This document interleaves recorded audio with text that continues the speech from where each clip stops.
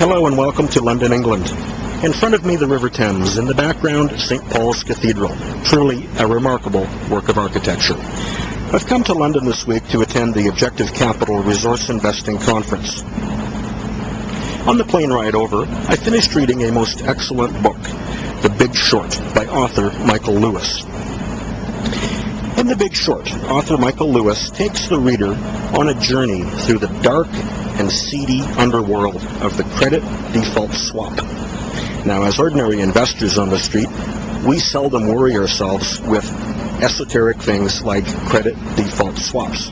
However, author Michael Lewis in The Big Short makes it very clear that we should pay attention to what is happening in the world of the credit default swap.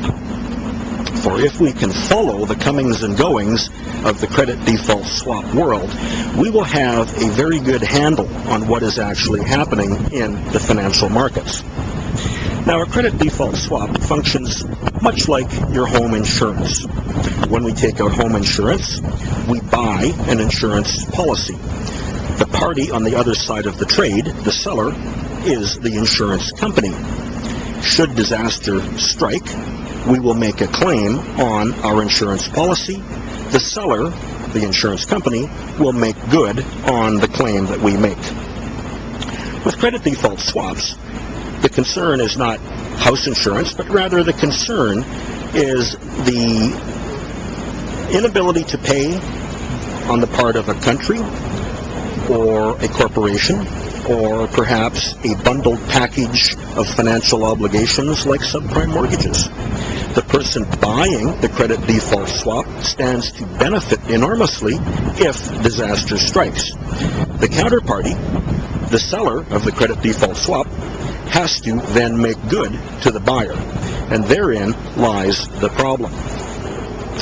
In the case of subprime mortgages, there were a number of people, most notably hedge fund manager John Paulson, for example, who purchased enormous amounts of credit default swaps against an underlying product, bundled packages of subprime mortgages. When the subprime mortgage market tanked, it was people like John Paulson who literally made billions of dollars collecting from the counterparties who had sold him the credit default swap instruments. Now, fast forward to 2011, we see the country of Greece teetering on the edge, and as it does, we see the financial markets around the world become very, very nervous.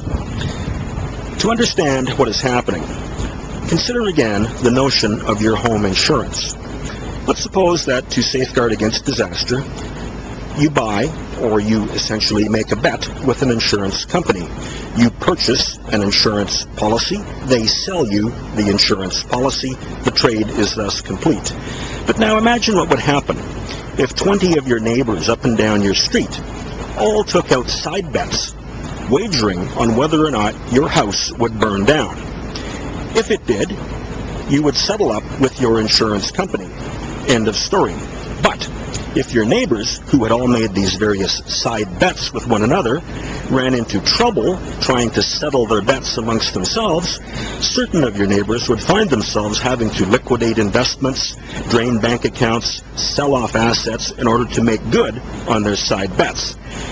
Now, that is exactly what appears to be happening in the world today. As Greece sits on the precipice of a financial default, certainly entities like the International Monetary Fund, the European Stabilization Fund, are standing at the ready to come good or to bail out the bondholders who have purchased Greek debt. But what about all of the various parties in the opaque, unregulated credit default swap market? We don't know who they are. We don't know how many side bets they have made against Greece. As Greece goes down, and I am sure that it is going to, who are these various counterparties that will have to make good on their side bets?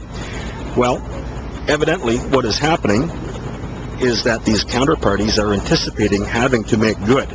That's why they are busy right now liquidating anything and everything they can get their hands on. That's why financial markets around the world are seeing steep losses in valuation. When will it end? Well, we don't exactly know, because we don't exactly know the true extent of just how many of these side bets have been placed. When the selling stops and the markets appear to have gained some sort of traction, then I think we can be fairly comfortable that the side bets have largely been settled. But until that selling stops, investors around the world are going to continue living on knife's edge. So, please be sure to get a copy of The Big Short by Michael Lewis. You will enjoy reading it, and it will certainly enlighten you and make you much more aware of what is happening in the world around us.